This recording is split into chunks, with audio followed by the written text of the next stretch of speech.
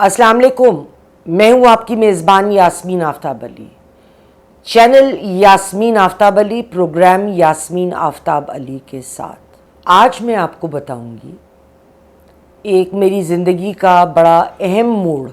Punjab university जब मैंने दाखिला लिया, ये 1982 के एंडिंग 2 साल का 1984 के मिड तक का दौर है।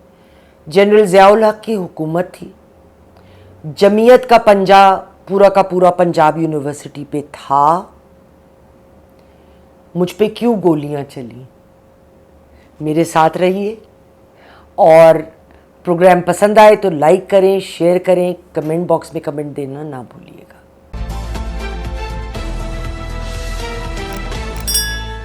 बात शुरू करने से पहले जनरल ज़ियाउल हक के दौर के बारे में थोड़ा बहुत कहना चाहूँगी।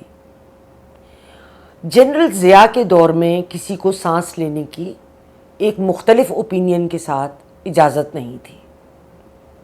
बहुत सख्त वक्त था वो उन लोगों के लिए भी जो किसी हद तक फ्रीडम ऑफ स्पीच में यकीन रखते थे, और उन लोगों के लिए भी जो जमीयत के साथ उस वक्त नहीं खड़े थे।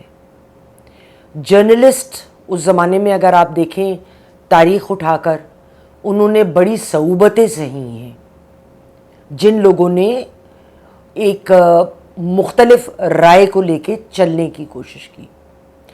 तो आइए जनाब, पहले थोड़ा सा मैं अपना बैकग्राउंड आपको बताऊं।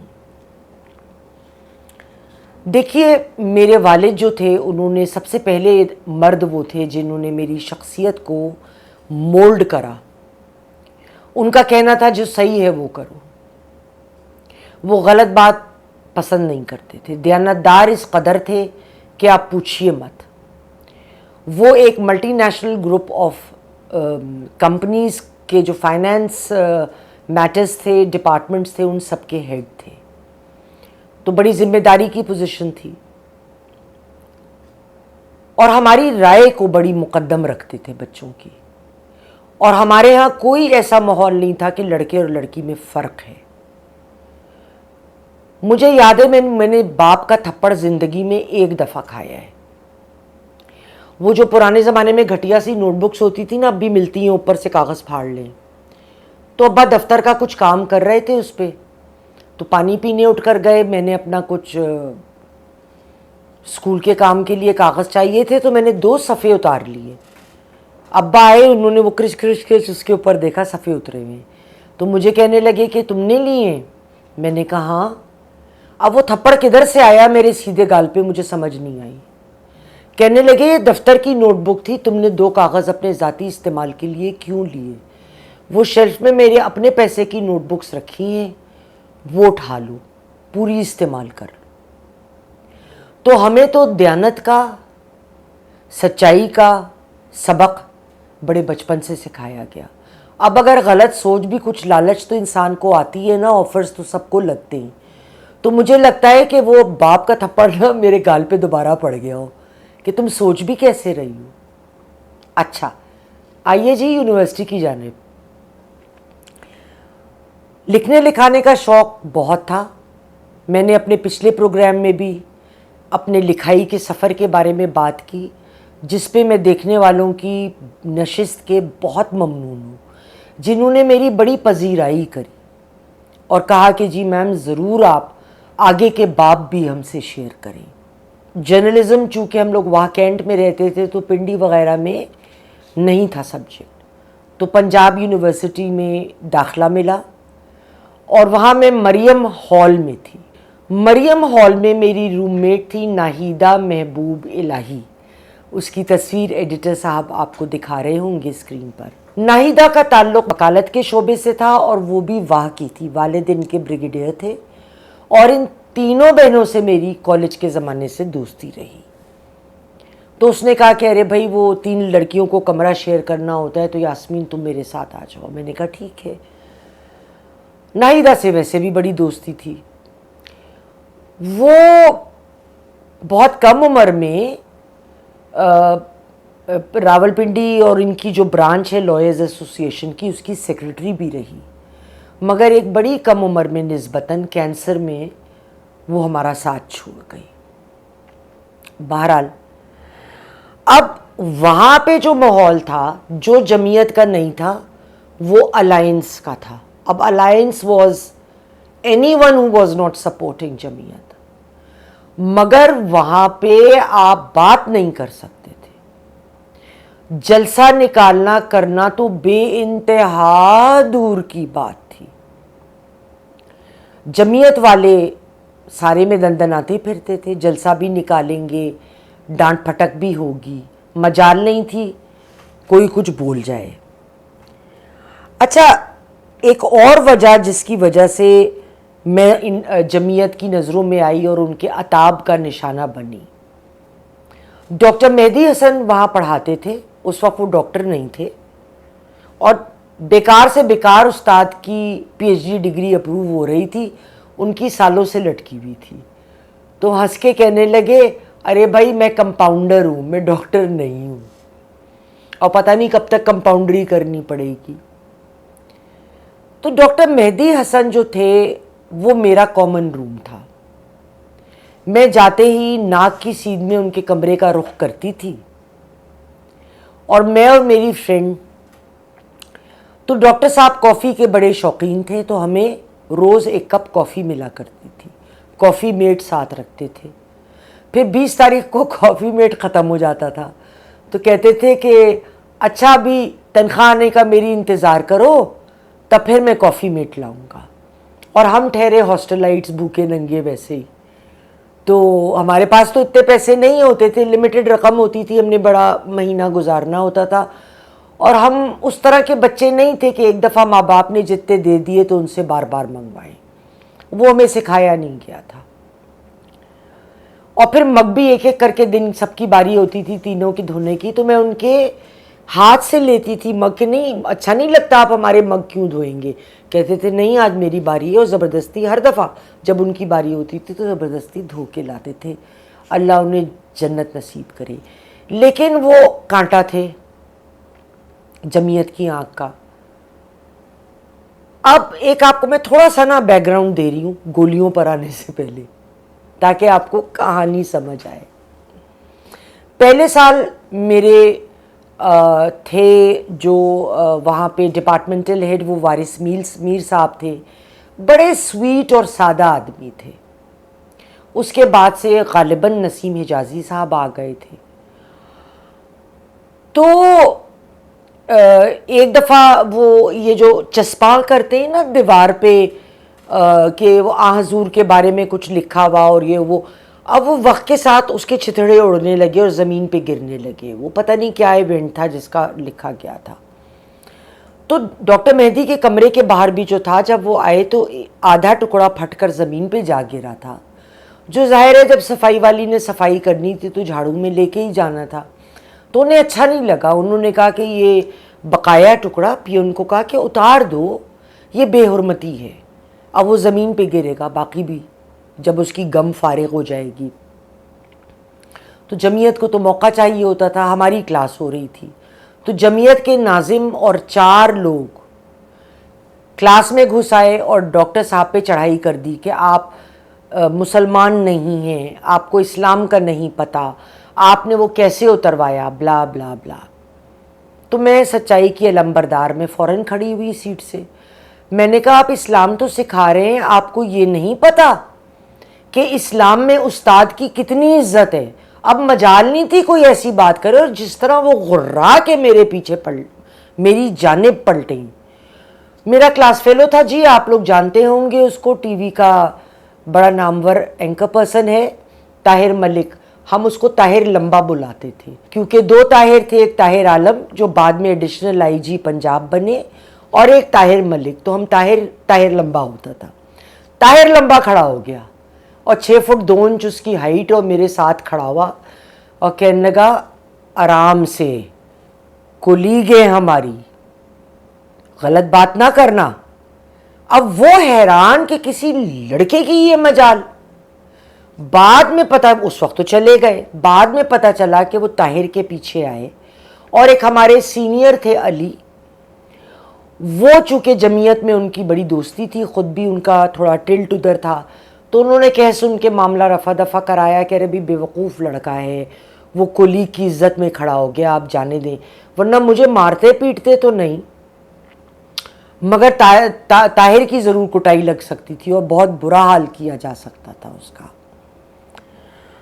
اب اسی طرح ایک دفعہ ناظم صاحب آئے، میں کھڑی ہوئی تھی ٹیرس میں، یونیورسٹی کا ایک ہر کمرہ ایک ٹیرس پہ کھلتا تھا، اس وقت جرنلزم ڈپارٹمنٹ تیسری منزل پہ تھا، آئی آر ڈپارٹمنٹ کے کرایہ دار تھے، نیو کیمپس، اور مجھے کہنے لگے کہ آپ گلے میں دوپٹہ ڈالتی ہوں، جو ان کے ساتھ 4-5 حالی موالی چلتے تھے، آپ دوپٹہ سر پہ رکھا کریں، دیکھیں بہن ایسا برا لگتا ہے۔ میں نے دوپٹے کی تو بات نہ کری، میں نے کہا دیکھیں مجھے بہن نہ کہیں، ابھی فرض کریں کل ہماری شادی ہو جائے تو آپ کتنے شرمندہ ہوں گے، آپ مجھے بہن کہتے تھے۔ اب جس مشکل سے ان کی ساتھیوں نے ہنسی روکی ہے اور انہوں نے بھی مسکراہٹ دبائی ہے اور سر ہلاتے ہوئے چلے گئے، اور میں اتنی ضدی تھی کہ جو دوپٹہ میرے گلے میں ہوتا تھا وہ میں نے طے کر کے رکھ دیا، میں نے کہا جاؤ پین نہیں، میری مرضی، میں سر پہ لوں، میں کندھے پہ ڈالوں، میں گلے پہ ڈالوں، میں لوں یا میں نہ لوں،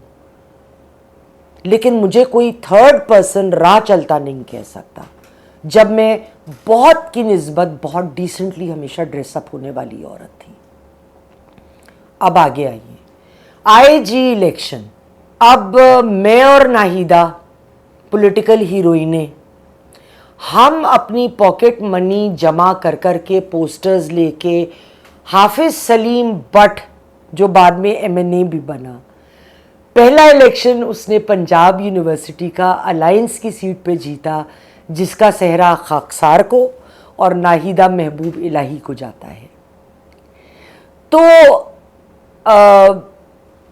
ہم پوسٹرز بنا بنا کے گھنٹہ پہلے نکلتے تھے، ہم مریم ہال سے واک کرتے تھے تو مریم ہال سب سے آخری میں تھا اور جرنلزم ڈپارٹمنٹ سب سے آخر میں دوسرے اینڈ پہ، پھر آپ نکلے تو مین روڈ پہ نکل جاتے تھے، تو لمبی واک تھی، تو ہمارے ڈپارٹمنٹ میں لگاتے جاتے تھے، تو لڑکے بڑے امیوزڈ ہوتے تھے اور آگ لگتی تھی جمعیت کو، اور کچھ دیر بعد وہ پوسٹر پھٹے ہوئے بھی نظر آتے تھے، یہ تھا وہ تھا۔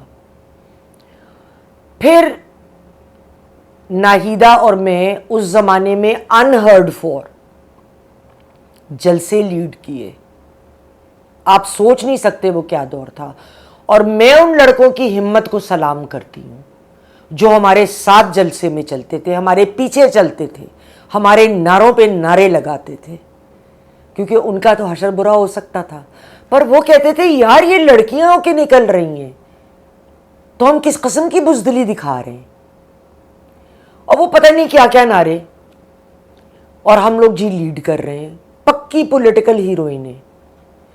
الیکشن ہوا، اچھا پھر جمعیت والے ہمارے پاس آتے تھے، کہتے تھے کہ چلیے آپ سے ہم نے بات کرنی ہے اپنا منصوبہ، ہم لوگ بھوکے ہوتے تھے نا سڑا ہوا کھانا ہاسٹل کا، ہم کینٹین میں ہم نے فوراً بات مان کے چلے جانا، اور وہ برگر ہوتا تھا اس میں ہم آلو بھرے سموسے بھر بھر کے رکھ کے کھاتے تھے، کولڈ ڈرنکس کھا کھا کے مر گئے اس زمانے میں، طبیعت بڑی سیر ہوئی، لیکن ہم نے ووٹ وہیں دیا جہاں ہمیں دینا تھا۔ پھر میں اپنے ڈپارٹمنٹ کی پولنگ ایجنٹ بھی تھی، میرے ساتھ ایک میرے سینئر تھے، تو ہم اور ایک پورا جمعیت پوری یونیورسٹی ہمارے ڈپارٹمنٹ کے باہر جمع تھی جب ووٹنگ ہو رہی تھی کہ یہاں تو یاسمین صاحبہ بیٹھی ہیں تو یہ شکست فاش ہوگی یا ان کی عزت بڑھنے والی ہے، اور جب دروازہ کھلا ہے تو اس وقت دیکھیے یا آپ جمعیت کے ہوتے تھے یا آپ سرخے ہوتے تھے، اور کوئی بیچ کی چیز نہیں تھی، تو میرا نعرہ تھا سرخے آ گئے اور جمعیت والے اتنے خفا، کہتے ہیں یہ بالکل تربوز نکلے، اوپر سے سبز اندر سے سرخے، اتنا ہم نے انہیں کھلایا پلایا۔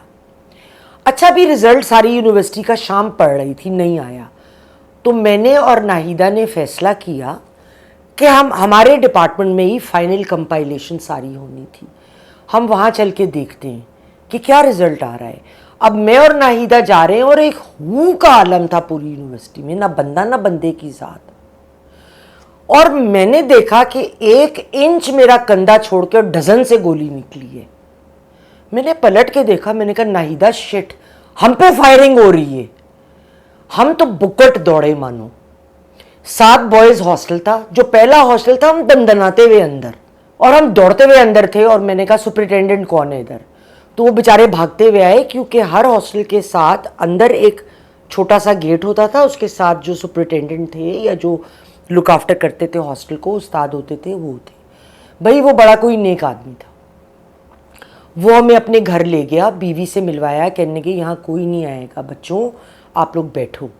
और हमें पहचान गए, कहने के आप लोग पागल हो, वो ये जनरल सेक्रेटरी की सीट पता नहीं डेकेड्स के बाद गई है जमीयत के हाथ से, वो आप दोनों के खून के प्यासे हुए हैं इस वक्त, आप क्या कर रहे हो, आप अभी चुप बैठे रहो। बाइक पे बार फिर के पागल हो गए जमीयत वाले, उनको समझ ना आई लड़कियां किधर गायब हो गई। उनकी वाइफ, अल्लाह उन्हें खुश रखे, हमें बड़ा पुरतकल्लुफ़ खाना खिलाया, गप्पे शप्पे छोटी मोटी करती रहीं। उसके बाद उन्होंने रात के 3 बजे, क्योंकि 9 बजे हॉस्टल बंद हो जाता था तो हम हॉस्टल नहीं जा सकते थे, उन्होंने हमारी सुपरिटेंडेंट को फ़ोन किया, उन्होंने कहा ये वाक़या हो गया है, मैं 6 लड़कों के साथ इनको एस्कॉर्ट दे रहा हूँ, जो पक्के सुर्खे लड़के हैं, तो इनको आप गेट खुलवाएं इनके लिए। और हमें उन्होंने कहा कि बच्चों फजर होने से पहले गायब हो जाना। फजर में तो घंटा डेढ़ ही वैसे ही रह गया था, नज़र ना आना इधर चंद दिन। लो जी, नाहिदा वहाँ चली गई और मेरी दोस्त मुनज़्ज़ा सईद शादबाग की थी, मैं उधर चली गई। उसके 3 दिन बाद हमने सर निकाला, फिर कोई एक सड़क पे कहीं जलसा हो रहा था, तो एक लड़की की शक्ल भी नहीं नज़र आ रही, उसकी तस्वीर पे दायरा लगा के शो कॉज नोटिस मेरे माँ बाप के घर चला गया कि ये यास्मीन वहाँ सड़कों पे जलसे कर रही हैं, इनको रस्टिकेट किया जाए। अब उस दिन पूरे हॉस्टल के साथ मरियम हॉल के मैं पिकनिक पे थी सुबह से रात तक, तो मैंने उनको जवाब दे दिया आई वॉज नॉट देयर। मैंने कोई एक्सप्लेनेशन नहीं दी कि मैं किधर थी, पट ले जड़ा पटना है।